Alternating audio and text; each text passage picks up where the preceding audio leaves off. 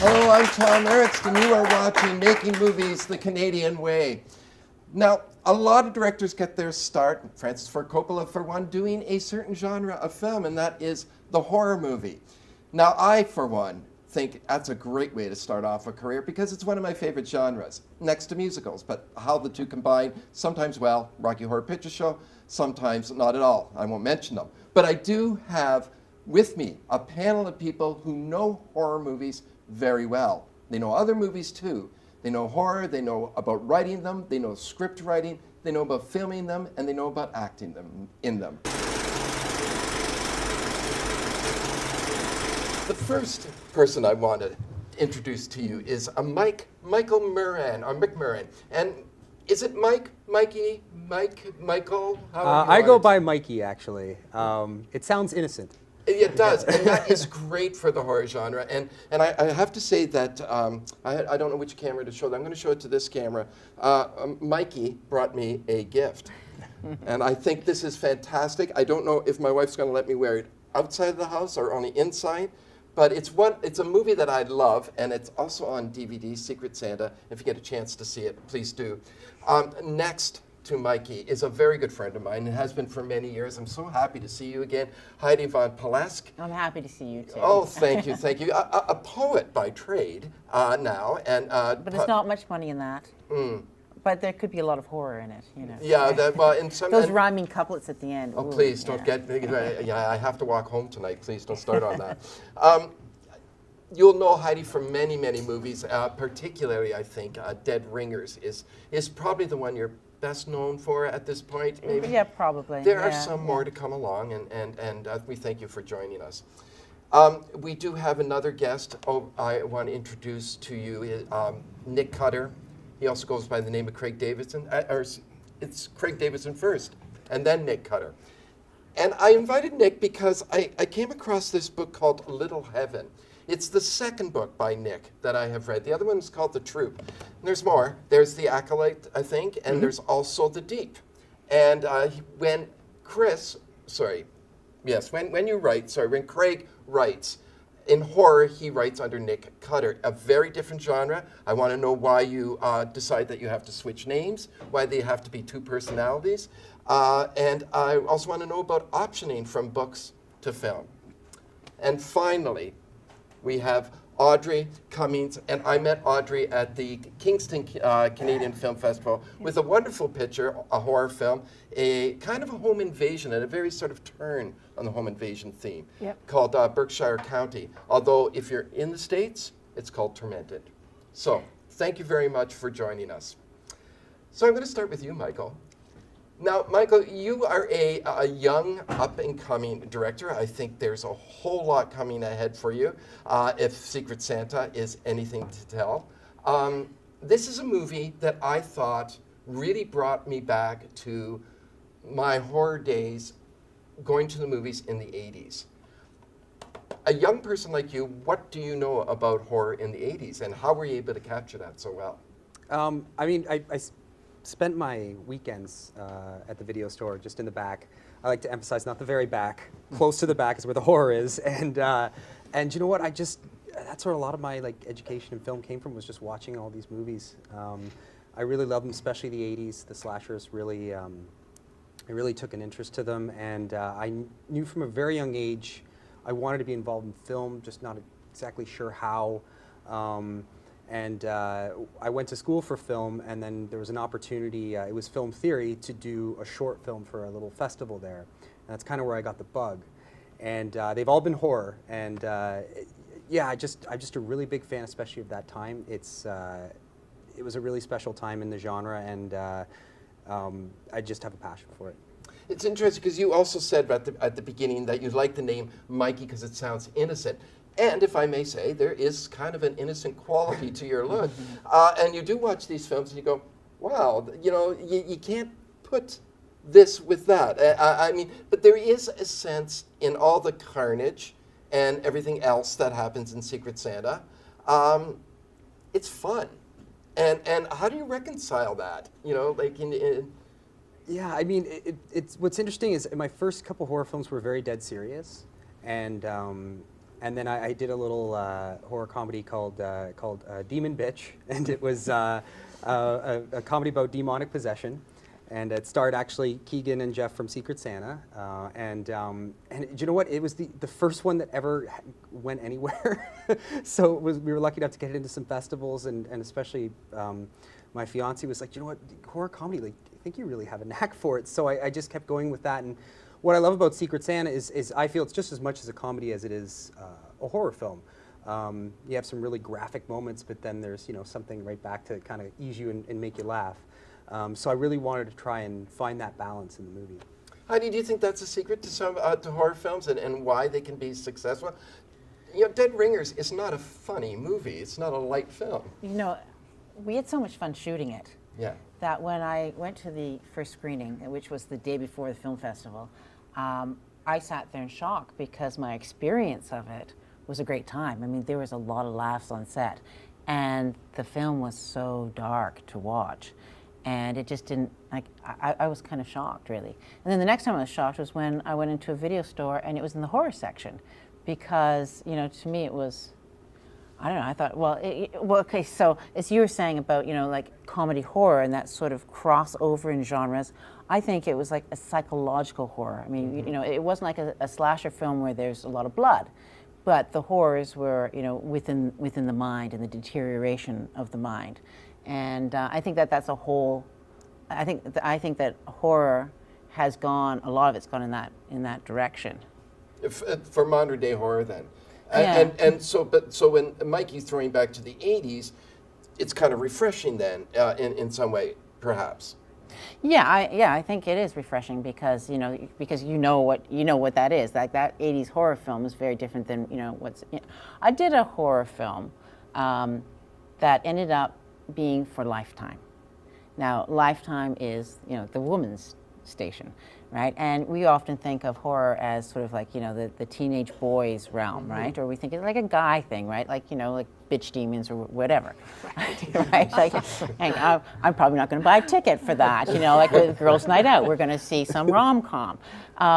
But suddenly, we're doing a show, and it's for Lifetime, and it's very female based, and that horror's changed when they're actually gearing it towards women. We shot that here in Toronto, right? Mm-hmm. And then you see, in this generation, I'll just zip south of the border for a second with American Horror Story, that is entirely geared towards teenage girls who are all going, oh, Evan Peters, yum. Right, and so there's a different demographic that's happening with horror now, which is really interesting. And that young generation, they know Jessica Lange not from Tootsie, not from Frances Farmer. They know her from American, and they love her, right? Mm-hmm. From American Horror Story. Yeah. She's quite the villain in 2 episodes, right? In 2 seasons. I think in 3 seasons. In 3 seasons, really. Yeah. I saw 2, and she's quite the complicated character in both. Always complicated, and the young kids love her, and they're like, when I grow up, I want to be like her. Wow. I don't know. Well, or else they could want to be like the demon bitch, and then that's right. They have these choices for them.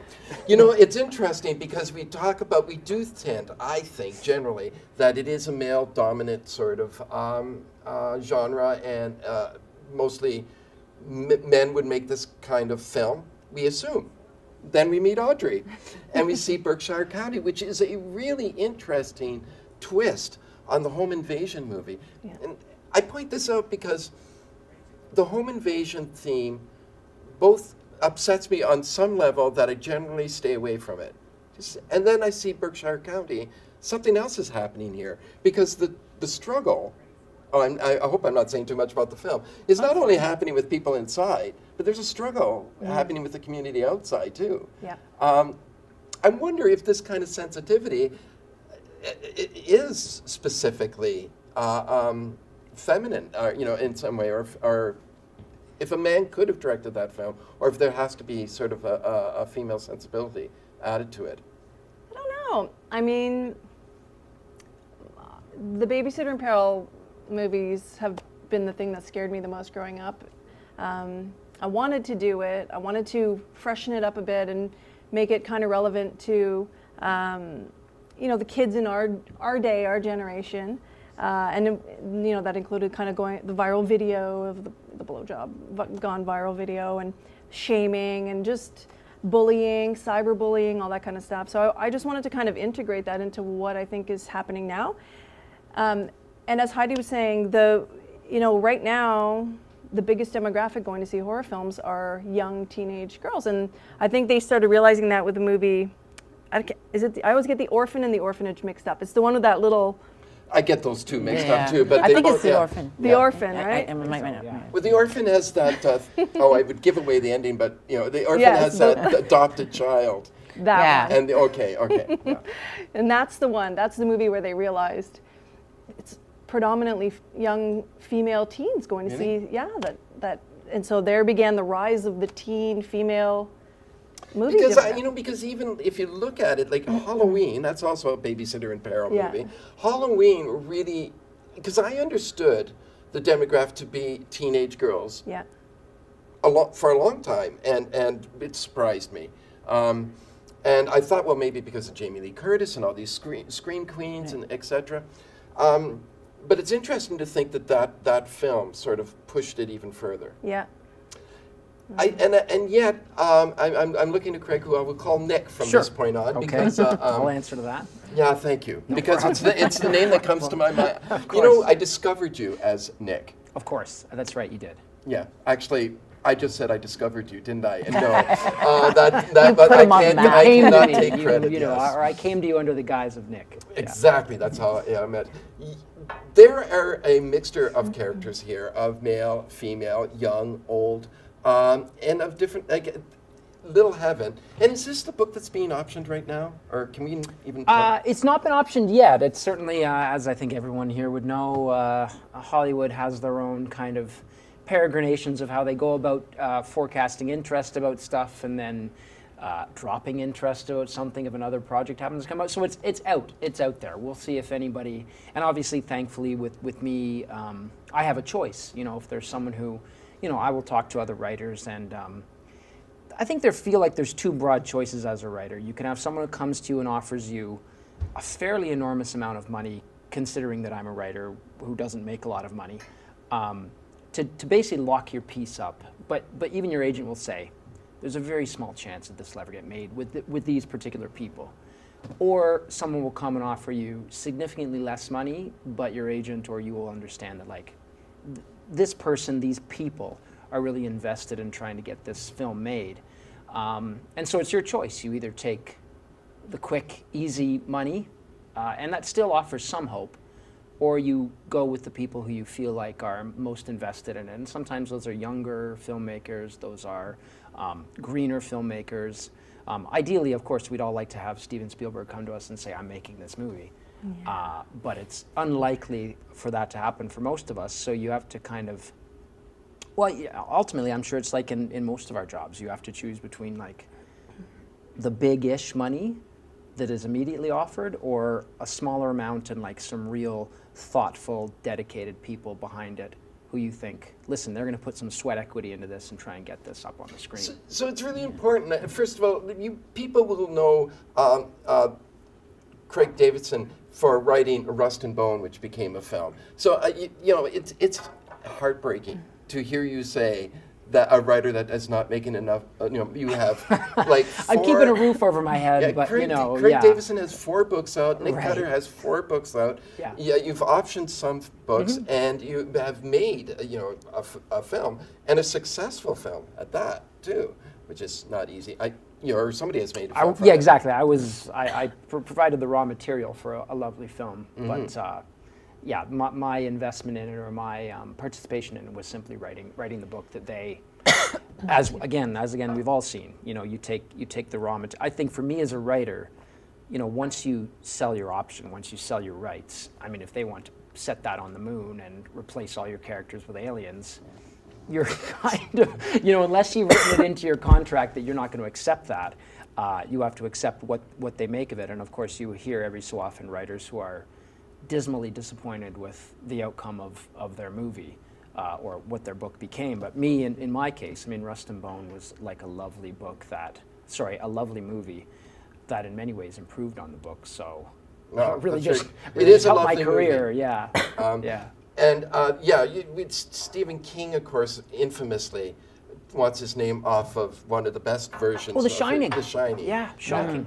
Yeah, Although it is so different, you know, like the characters in The Shining, the book, and the way that they're presented with, say, Shelley Duvall, who I think is it Shelley Duvall? It is. She's a Yeah. lovely actor, Yeah. but like Wendy in the book is such a prepossessed, confident, and she comes off as kind of like shrill and not as strong, I think, as a character. And I think that's what, and also like Jack Nicholson is a psychopath right at the beginning almost, whereas like it's a very slow devolution in the book of him becoming a crazy person. Whereas at that first scene in the car with the three of them, you're like, Jack Nicholson's crazy. Yeah, but then we think that, right? We Yeah. thought that when he was in, Terms of Endearment. So, I yeah. shot a horror movie in the hotel where he wrote The Shining. The Overlook. No, The Overlook. Yeah. Yeah. No, the Algonquin.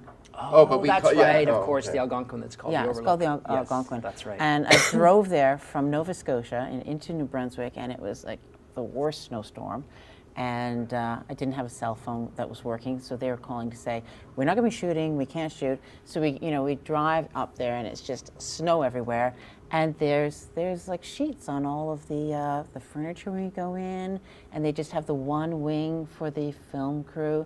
Then they had another wing for a bunch of Christians who were having a convention, right? So we had the Christian That's scary. convention there. I know, it was really scary. And then we had the film crew, and then we had sheets everywhere and one woman, and it's like this. And when I said, God, this is like The Shining. Well, funny you should say that. Wow, there's a movie in that. Yeah, well, yeah, it's bizarre. Mickey, you write your own, Mikey, not Mickey. Mikey, you write your own scripts, correct? Is it safer that way? Would you ever consider picking up someone else's work? Yeah, totally. I mean, I love writing my own stuff, but I would be happy to pick up an adaptation or someone else's screenplay. Yeah, it'd be a real challenge, a good challenge though, because I've only done my own writing, so working off someone else's material and respecting their material would be a good challenge to have. I think this is interesting because when you were talking about selling your work, and it seems an easy answer to me if someone says, I'll give you a lot of money and maybe we'll make it, and someone says, we'll give you a little money and we'll make it, I'll take the lot and my chances. But there is something about having your work done properly. Audrey, you write your own stuff as well? I do both. I work with writers and I write my own. Berkshire, I have a writer, Chris Gamble, who we've worked on probably 4 scripts together. He is the writer, and my intention is to direct it. But we work really, really well together, so I continue working with him. He wrote Berkshire, but we worked on the script for probably, a year and a half together. That's a long time for a script, isn't it? Not really. It's kind of it's about right, I would say, because you go through about 14 drafts before you actually shoot the thing. Wow.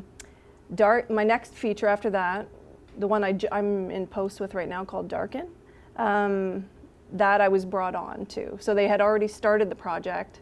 They had a director attached, and the director got some big Hollywood film and left. Lucky him. And then I got brought on board. Lucky me. Yeah. So I got brought on board. And that was interesting because I jumped into the middle of a project that I hadn't previously created. And it was nice. They were really welcoming, and they let me kind of come in and do my director's pass on it and put my flavor into it. And it was great. So I don't know. I like all the avenues. I just like creating and working, and pretty easygoing. Yeah. Are you a horror fan? I mean, Yeah. I so- love genre. That's all I want to do for the rest of my life. Not just horror, but horror, thriller, sci-fi. This whole genre bubble. Wow. Okay. Yeah. That's fascinating because I think maybe I talked to you at one point and maybe I heard wrong, but I think you said that not necessarily you'll stick to horror film, that there's other avenues you might want to check out. I mean, for the most part, I love horror. I think that's probably where I will stay. But I think it just depends on the project and the opportunity. I did a documentary for the CNE on the hauntings at the Archives building a few years ago, and that was it was still not horror, but it was still like scary, but it was a documentary which I've never done before, so I had to write the teleplay and direct it, so it was a very different way of doing it. But I really enjoyed it. But for the most part, I love horror. That's what I love, and so I would love to just stick to horror, but if there's other opportunities too. Can I say, horror, the genre films have, I guess, historically gotten a bit of a bad reputation. But I think they're actually the hardest films to pull off properly, because it's not just, I mean, you've got drama in it. You've got what we were talking about previously. You've got an ebb and flow in a film where you have to, you work up to your scares. And then you need to release the tension with some, like a comedic beat or some sort of moment of relief. So you're working on some comedy elements in there too. You've got fight sequences. You've got action. You've got a bit of everything. There's romance. There's Music. everything in these films. Yeah, music. Oh, okay. So I think they're really hard to pull off properly. You have to actually be well versed in how to do almost everything to pull off these films properly. I think you're absolutely right, and there is sort of this. Well, now we're talking about American films, but there was the sensibility that horror films do not rank awards, do not rank appreciation, etc. Is that the same way in Canada? Are we, has Black Christmas sort of maybe paved the road for us? Dead Ringers. Well, that I think. Okay, Dead but Ringers Dead and Ringers. Arthouse. Here's the thing. I mean, Jeremy Irons was not nominated for an Academy Award, and he won all kinds of awards for that. Geneviève Bujold won Best Supporting Actress with the LA Awards, and LA Times, and he was completely ignored. And he played 2 roles immaculately. Yes, I he mean, did, yeah. he was genius in them, and he was a little miffed that he didn't get a nod. The following year, he does Klaus von Bülow. He wins the Academy Award, and he thanks David Cronenberg. And people are going, what did David have to do with? Well, obviously he did. Because so I think the Academy recognized, first of all, that it was 2 great performances. But they also knew it was a Canadian film, and it was horror, right, or psychological horror, or whatever, right? And I think there is a snobbery. I think there absolutely is a snobbery. So is this why we have a Craig Davidson and we have a Nick Cutter? Good. That's a good segue, and it makes me look really crummy, but. Oh, it does? Well, it shouldn't. I mean, the truth is, I wouldn't have written those books if I wasn't like deeply indebted to and feeling the same thing that everybody here feels. Like, I feel like I'm amongst my people, and to make a movie or to write a book is an enormous effort. So to do it if you're not invested in it would be the most ridiculous thing of all. The simple reason why Craig Davidson and why Nick Cutter came to exist is because, and I think we might be able to agree with this, is because my agent basically called me up and said, listen, this could sound ridiculous, but like within publishing, there's this sense that readers don't have the elasticity of belief to be like, what this person writes this, and he or she also writes this. That's bizarre to me. Like, we need to separate these camps. And you've seen it, obviously. J.K. Rowling came up with I'm not comparing myself to any of these people I'm about to mention, but like J.K. Rowling came up with one. Stephen King wrote his Richard Bachman.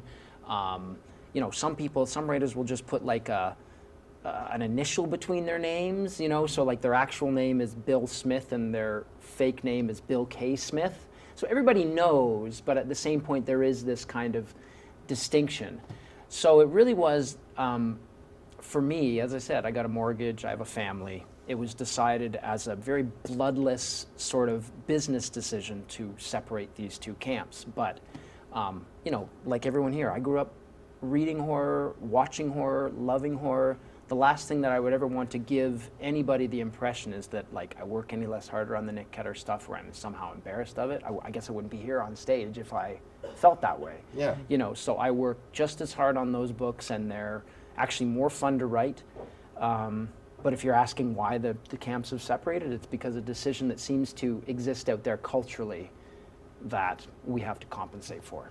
So when King wrote The Dark Half, Stephen King wrote The Dark Yeah. Half, which I thought is, oddly enough, I feel is one of his most honest books, because it George Stark coming back. Yeah, exactly. George yeah. Stark coming back, and I even like the movie. Can it work the reverse way? Like, if I go to see one of your films, I'm going to be expecting to see, a Secret Santa, and if I see La La Land, I'm going to go, what's going on? I mean, it could work in the reverse way, or hurt you in the reverse way. Yeah, I think so. I think, yeah, if you're going in and expecting, if a filmmaker or any artist has a particular set of work, and they veer off. I remember a bunch of people went to go see Wes Craven's Music of the Heart. Yeah. And they were, they should have probably got it from the title, but they're like, oh, it's a Wes Craven movie. And they're like, what? They got Meryl Streep for this? What's okay? When's someone gonna die? And so it can be. It's interesting. I think that when you have a body of work like that, when you try something else, I think it can kind of throw people off. But this is not true with acting, of course. Well, I think it is true with acting. Oh, okay. I think that if you go out there and you play a role really well, then every time they bring you in to audition, you're going to do the same thing. Okay, so I played a Russian lesbian terrorist really well once. Well, I became Heidi von Accent, right? So, as soon as my agent would call me, what accent is it today, right?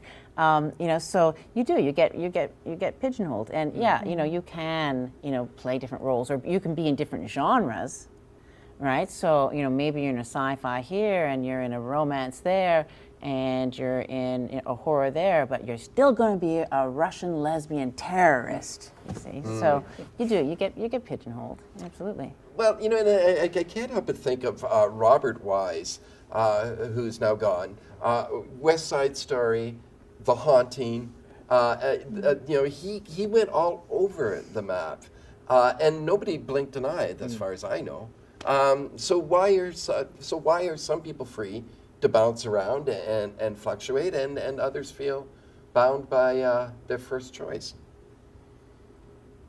I don't know. Okay, I guess that was. Meryl Streep bounces around, right? She's Yeah. she's everything, right? But I think you're right. If you become a brand in a certain way, like a Wes Craven film, you expect a certain thing, right? Yeah. Okay, so let's say David Cronenberg did do that comedy.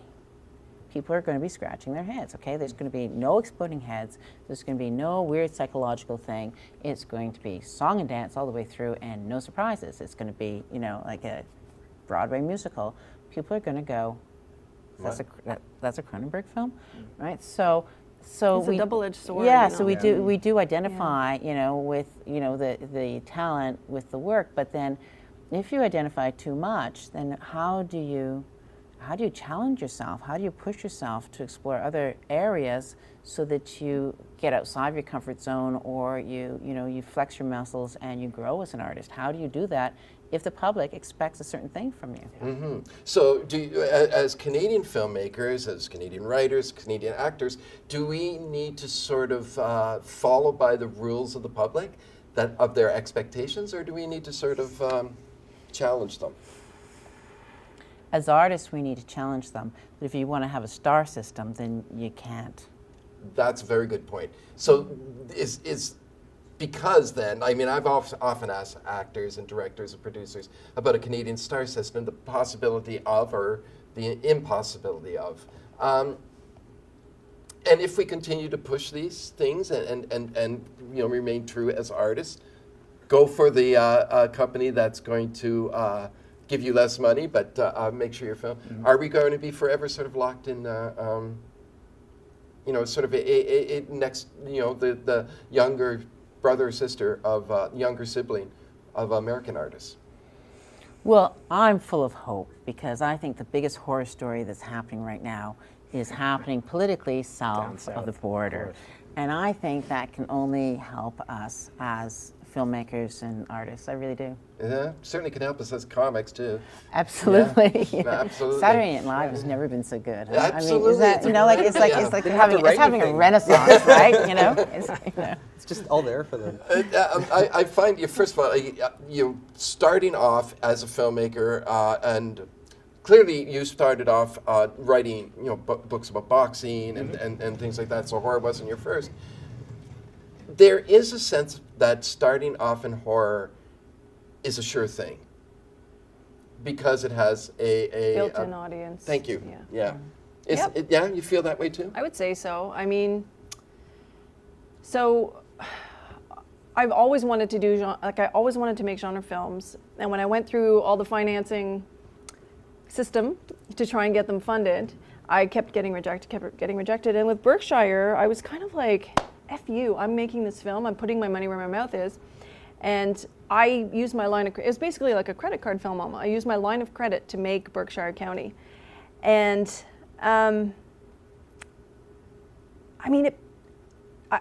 okay, let's go back to, I was torn between two scripts, and my agent said, go with this one because of the audience and because of what I think will help propel you.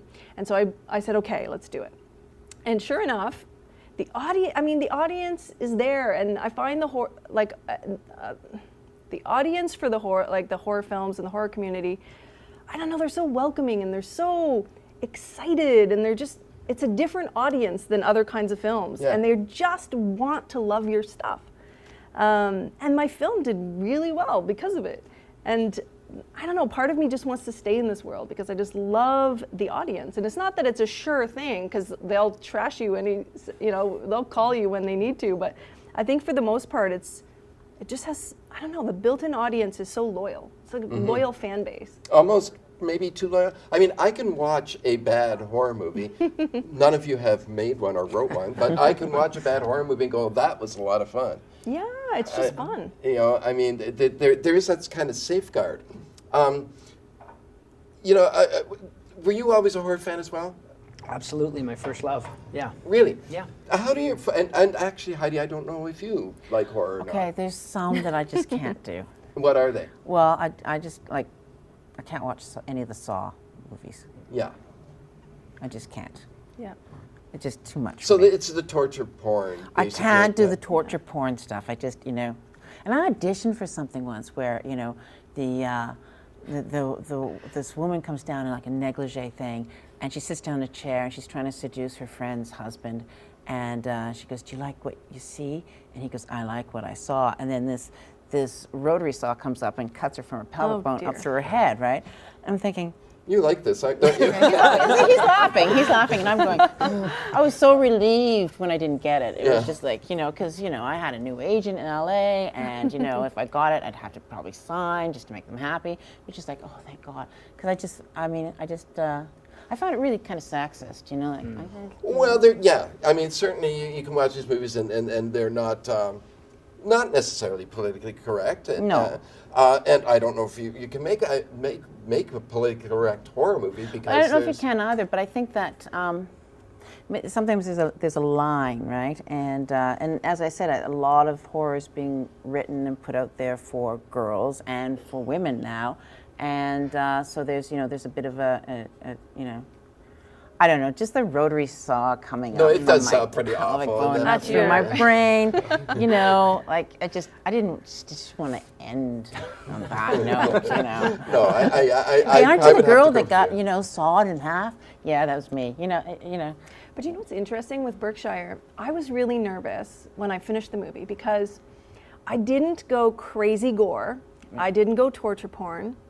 I didn't push the limits, sexually. And what I focused on was character arcs and story arcs and just, I don't know, targeting what I thought was important to the demographic that I was making the film for. But I was nervous and I wasn't very trusting of how it would be received when I was done, because I wasn't pushing these things. But on the other hand, I think the film did well because it was different in that sense, because I worked on character arcs and story arcs, and it felt fresh in that sense. Mm-hmm. So people aren't always, I think I think there's a new generation of horror coming out. I think it's more sophisticated. Yeah. Yeah. Yeah, Mike. Do you want to? Except for Mikey here, like, you know, because Mikey's a throwback. But no, I think so too. I mean, the whole industry is changing. Just over the past 10 years, I mean, there's a lot more independent filmmakers. Like, the technology is so much more available and inexpensive that you're getting a lot more content. And what's interesting too is that I find I'm really fascinated by a lot of the independents that are coming out now, more so than the studio stuff. Yeah. And I feel like with Netflix, with On Demand and that, they're getting better platforms to for their films to be viewed, like iTunes and that. So I think we're in a really interesting time for horror, especially because you're going to have these new fresh faces, these new concepts. And the great thing about horror, as you kind of touched on before, is that there's always an audience for horror. They really are the best fans, and like you said, they love the good and they love the bad. And it's one of the only genres where you don't need a big star and a big budget. Like, you could go shoot something for like a couple $1,000s, and and as long as you put your heart and soul into it and try to make it the best movie you can, it can be great. Because you watch a George Clooney movie, made for like $20 million. There's certain expectations to it, and and certain character arcs and storylines. Whereas horror, you can kind of go anywhere, and they don't need George Clooney or $20 million. As long as it scares them and entertains them, that's what they really love. Arguably, the movies that star the big names, the horror movies, are the ones that aren't that good. I mean, if you look at the classics, Mia Farrow and John Cassavetes and Ruth Gordon were not big stars when they made Rosemary's Baby. And that's a great film. And that is a fantastic great film. film. Yeah. And I think that happens again and again and again in horror films. If a big star is in the movie, all of a sudden we go, it's not going to break any boundaries. It's not going to What about push Silence the of the envelope. Lambs? Okay, that might be an exception. That's very good. That's Jonathan Demme, who just passed away. Yeah. Yes, that may be an exception. Yeah. That's almost a crime drama, but that's it's a horror. Yeah, but you're right. making suits out of girls is It's kind of horrific. Yeah, don't challenge me on that one too much. I'll look bad. That's right. But you wouldn't want to be a size 14 walking around out there, right? You got to see Secret Santa. You and I are going to watch this together. Okay. I want you guys to think about this before we wrap up, because I'm going to ask one more question, and then we're going to wrap. But I want you to think about your favorite Canadian horror movie, because I'm going to ask you that at the end, and I just giving you a little forewarning. Mm-hmm. It'd be nice if it was Canadian. If you can't do Canadian, then and it could be Secret Santa if you want. Yeah. I want to ask those of us who have children on the table, not on the table, but here at the table who have children. I know that when I first became a father, I took a step back from horror, because I just didn't want to imagine that. There's a different feeling. You have children quite frequently, or I'm sorry, I've read 2 books, and they both had children in it, and I know you have a daughter. How do you feel about the genre, and how do you write putting children in peril? Because you have to go to a place in your mind, in your heart, in your soul. Well, yeah, that's an interesting part of not so much Little Heaven, but the Troop, which, as you know, it's basically like a group of Boy Scouts who go to an island and badness befalls them, which is a classic horror setup. Just take a bunch of people and isolate them and see what happens. But obviously I wanted them to be at that age of like 13, 14 where, they kind of want to be treated as adults, but then when things get too serious, they want to abdicate kind of that role as, no, I'm just a kid. But if you strip enough of away of like the boundaries and you take away the adult authority figures, then it's like a Lord of the Flies scenario, basically. Yeah. And horror is a very kind of moral. It's a very moral genre. I love that. Yeah. And one thing that we've noticed with like the Troop, because it was optioned, and the script when I read it, unsurprisingly, I think to people at this table it was a bunch of randy teenagers who went off to an island, and because it's okay if you're 18, and especially if you're having underage sex and drinking, that it's like you've lived long enough. By the code of the horror universe, you can now die. But if Horribly. yes, as horribly as possible. But if you're 13 or 14, audiences in the flyover states aren't going to like that so much. So, I mean, that's a compromise that me as a writer, has to make. If you want to see your film make it to this, like your concept, I guess you'd say, make it to the screen, sometimes it's going to make it there in a way that is most palatable to, the people who have invested, or like if it's a $20 million investment, if it's something that big, people are going to cover their butts in certain ways, and in a way that I don't have to worry about when I'm writing. I don't have a budget. I can just write what I want, and I don't have to think about how people are going to react to it. I guess in a large way I think about it, but when I'm sitting behind my computer, I don't think about that. But yeah, in terms of how it feels to have a kid, I mean, I know I go back now to horror books and horror movies that I love, and I see them completely differently. Like I reread Pet Sematary. Very different book when you read it as a parent as when you do as a tough movie to watch, too. Tough movie to watch and a tough book to read, but it has a different, I'm not saying a better or worse resonance, but as a parent it has a different resonance than it did when I was a 14-year-old kid. Yeah, I agree with you. Who should I start with favorite Canadian horror film? Who's willing to go? You're across from it. You have that unfortunate position. I don't think I'm the only one at this table that is probably this favorite, but I mean, Black Christmas. Black Christmas. Yeah, it's incredible. Yeah. Incredible movie. And I think it's probably the first sort of Canadian horror film that caught on, that everyone's attention. So certainly, yeah, I love that movie still. The remake, not so much. No. It was an odd turn when I saw it. It was different. That's the best way to put it. But they tried to make it their own, and they certainly did. I mean, you can't beat that classic movie. It's just, I mean, it was 4 years before Halloween. Yeah. So a lot of the stuff that Carpenter kind of got credit for in Halloween was already done in Black Christmas, So it's a really terrifying movie. It still holds up. Today, I feel like. I think so too. Yeah, the plastic bag in the attic scene is like iconic almost. Heidi, do you have a favorite Canadian horror? Well, we can't say the same thing. So, why don't I just talk about a couple of Cronenberg films that are incredible?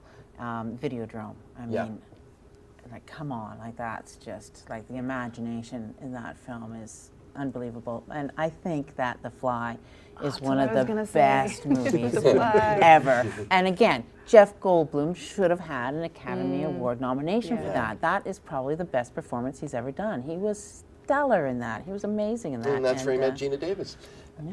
And who can forget that line, be afraid, very afraid. Be very afraid, exactly, yeah.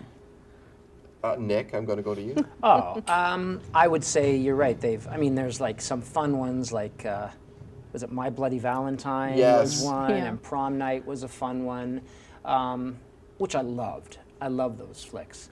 But I would say, for me, in terms of like an influence outside of books, it's Cronenberg. I mean, Cronenberg, I can't think of a bigger Canadian director, especially of the macabre and of horror. I mean, he's an icon. He's a worldwide icon, and we're glad to have him. So it'd have to be one of those films you probably mentioned already. And he's a genius because he hired me. Yes, he did. and a quick Cronenberg story. I was at a wedding table with him, and I did say to him, "When are you going to make a musical?" And that day, someone gave him a Porky and Bess script. Get away. Yeah, he turned it down. I would have loved to see what he did with Porky and Bess. Audrey. Well, I was going to say Black Christmas or The Fly. We should have given Heidi two. How about I will say the film that traumatized me as a child was a film that Harold Greenberg produced called Death Ship. Oh, George Kennedy, yes, Nick Mancuso. Traumatized me, traumatized. Sleepless years over that film when my brother and I watched it. We still talk about it at Christmas dinner. So that one really traumatized me. Saul Rubinek has the best death scene. He's the lawyer who gets hung upside down and dumped in the lake. The best. Thank you so much for joining us. I just want to say before we sign off, do look and see if you can find this movie. If you like the genre and you like 80s horror, you can't go wrong with Secret Santa. I really like this movie. And then you can write in me and ask what's wrong with me if you don't like it. So, and I'm also going to tell you that this, I kid you not, see, that's not because I want to quote something, that's how far I'm into the book, and I have to finish it.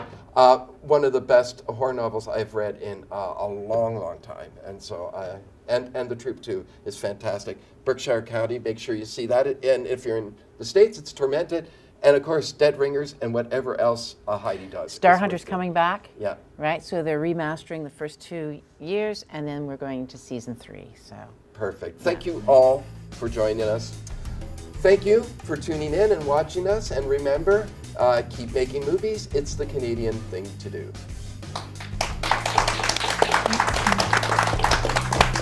Thank you.